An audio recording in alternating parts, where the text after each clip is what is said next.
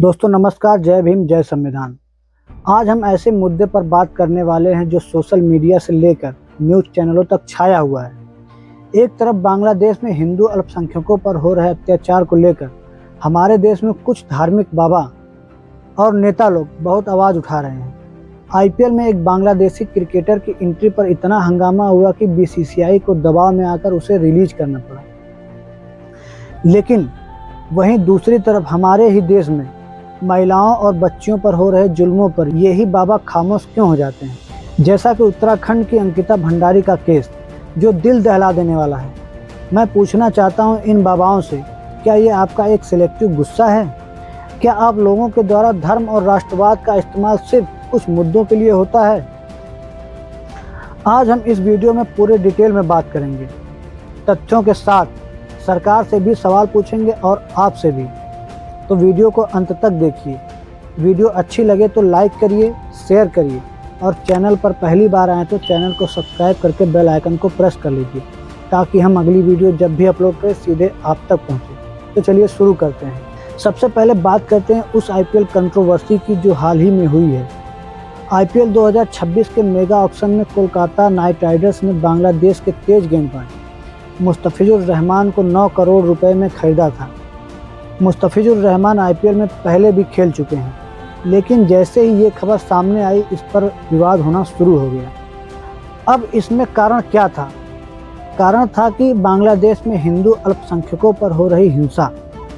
दरअसल 2024 में शेख हसीना की सरकार गिरने के बाद बांग्लादेश में अस्थिरता बढ़ी और हिंदुओं पर हमले बढ़ गए।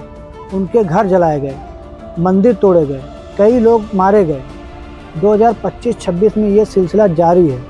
हाल ही में रिपोर्ट्स आई है कि पिछले कुछ महीनों में दर्जनों हिंदू मारे गए, यहाँ तक कि पत्रकार को भी गोली मारी गई। ये सब बहुत दुखद है, लेकिन भारत सरकार ने अभी तक इस पर कोई एक्शन नहीं लिया।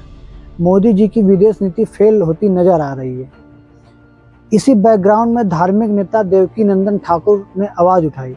उन्होंने कहा कि जब बांग्लादेश में हिंदू मारे जा रहे हैं, उनके घर को जलाया जा रहा है, तो आईपीएल में एक बांग्लादेशी प्लेयर को खेलने देना ठीक नहीं है। उन्होंने शाहरुख खान को, जो केकेआर के को ऑनर हैं, उनको निशाना बनाया। मिस्टर केकेआर, आपको स्टार हिंदुस्तान ने बनाया। आप केकेआर जैसी टीम खरीद सकें, इतना समृद्ध हिंदुस्तान ने बनाया। और हिंदुस्तान के हिंदुओं का बांग्लादेश में मर्डर हो रहा है, हत्याएं हो रही हैं, जवान मारे जा रहे हैं, बूढ़े मारे जा रहे हैं, बच्चियां 6-7 साल की जलाई जा रही हैं, जवान जिंदा लोगों को जलाया जा रहा है। और आप कौन सा नहीं है प्लीज आप बांग्लादेशी क्रिकेट को टीम में रखेंगे?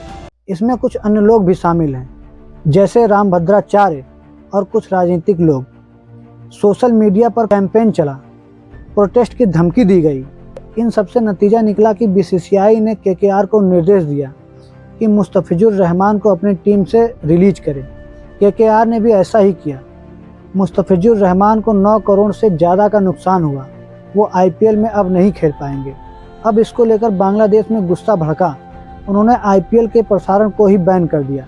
यहाँ तक कि T20 वर्ल्ड कप 2026 के लिए बांग्लादेश क्रिकेट बोर्ड ने कहा कि भारत में खेलने के लिए सिक्योरिटी थ्रेट है, मैच को कहीं और शिफ्ट किया जाए या हम भारत नहीं आएंगे। आईसीसी ने अभी तो रिजेक्ट कर दिया है, लेकिन टेंशन बढ़ गई है। अब सवाल ये है कि विरोध जायज़ था? जी बिल्कुल, बांग्लादेश में हिंदुओं पर अत्याचार गलत है, आवाज़ उठनी चाहिए। लेकिन क्या सिर्फ एक क्रिकेटर को टारगेट करना सही तरीका है? अगर मुस्तफिजुर रहमान ने व्यक्तिगत रूप से कोई गलत बयान दिया हो या हिंदुओं के खिलाफ कुछ कहा हो, तो इसके बारे में अभी तक ऐसा कोई सबूत नहीं मिला। वो एक स्पोर्ट्समैन है, अपना काम कर रहे हैं। लेकिन मैं पूछना चाहता हूँ इन बाबाओं से, क्या पाकिस्तान के प्लेयर्स पर बैन है? क्योंकि वहाँ भी माइनॉरिटीज़ पर अत्याचार होते हैं। तो जवाब आएगा नहीं। तो ये विरोध सिलेक्टिव क्यों? और एक सोचने वाला सवाल है, धार्मिक नेता या यूं कह लें ये बाबा अपने ही देश की बेटियों पर हो रहे अत्याचार पर चुप क्यों हो जाते हैं?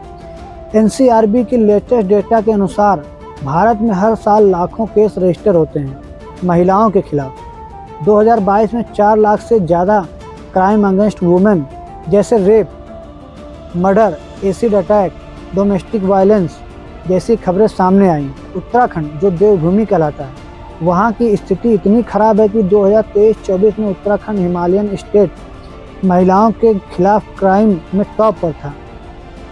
यहाँ तक कि देहरादून को कुछ सर्वे में महिलाओं के लिए अनसेफ सिटी लिस्टेड किया गया। अब बात करते हैं अंकिता भंडारी केस की। ये 2022 का केस है, लेकिन अभी भी चर्चा में बना हुआ है। अंकिता 19 साल की युवती थी। ऋषिकेश के पास एक रिजॉर्ट में रिसेप्शनिस्ट थी। रिजॉर्ट के ऑनर पुलकित आर्या, जो बीजेपी नेता का बेटा था, और उसके 2 कर्मचारियों ने अंकिता पर एक्स्ट्रा सर्विस देने का दबाव डाला। अंकिता ने मना कर दिया तो 18 सितंबर 2022 को उसकी हत्या कर दी गई और शरीर को चीला नहर में फेंक दिया गया।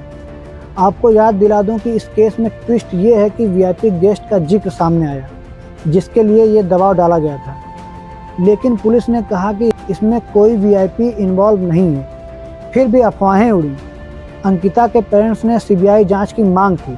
2025 में कोर्ट ने तीनों आरोपियों को दोषी ठहराया, लेकिन डेथ पेनल्टी नहीं दी। न्याय के लिए अभी भी उत्तराखंड में प्रोटेस्ट जारी है। जस्टिस की डिमांड की जा रही है, लेकिन क्या कभी इन बाबाओं ने इस केस पर आवाज़ उठाई? देवकी नंदन ठाकुर, बागेश्वर धाम वाले बाबा या अन्य बड़े संतों ने कोई बड़ा कैंपेन चलाया? तो जवाब आएगा नहीं।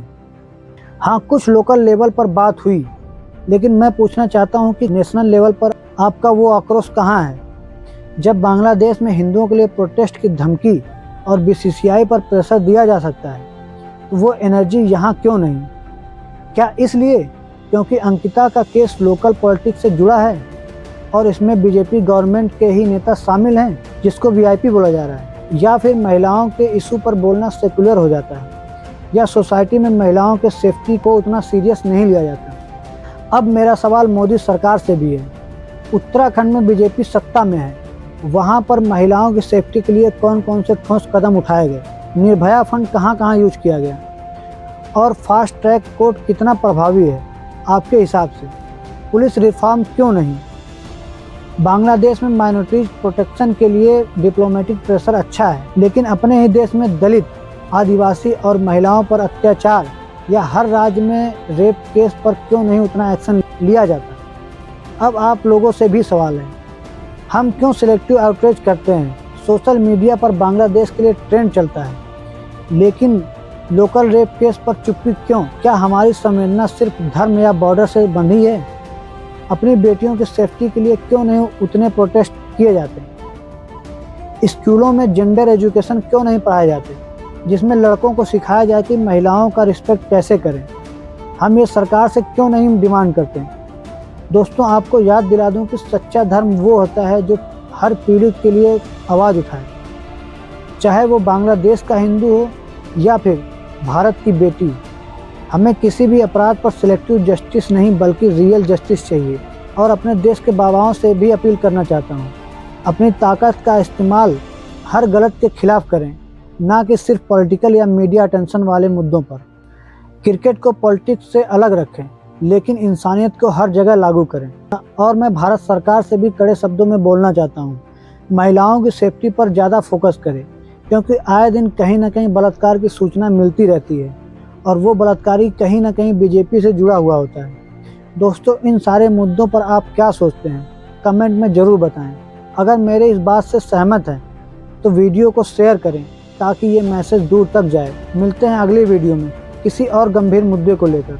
और हाँ, सवाल जिंदा रखिए आग की तरह। जय हिंद, वंदे मातरम।